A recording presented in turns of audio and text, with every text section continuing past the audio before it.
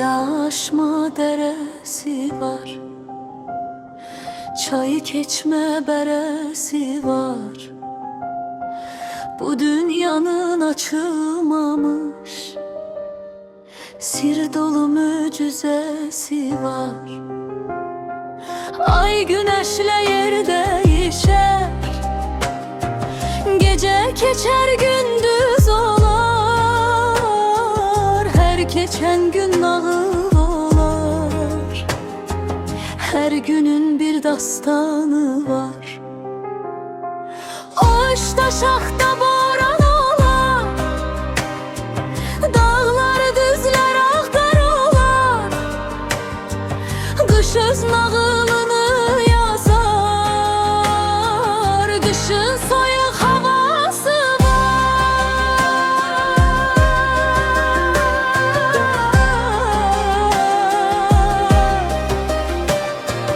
Yazın gəlişi gözəldir, güneş torpağı isidər.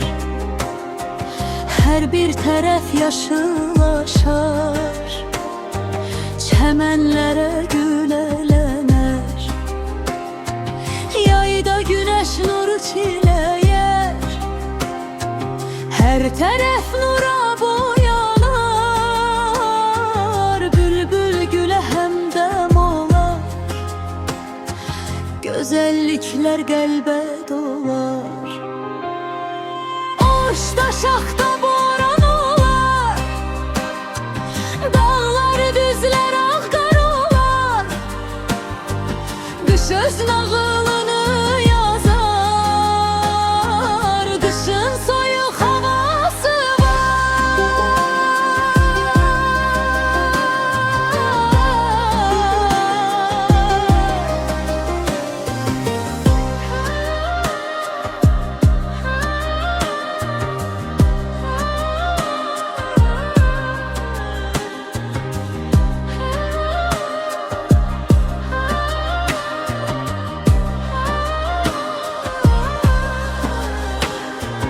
payızın bərəkəti bol, meyvələrimin bir cürüdür. Bütün məhsullar toplanar, qışa hazırlıq görülər. Ağaçda şaxta boran olar, dağlar düzlər ağdar olar. Qış öz nağılını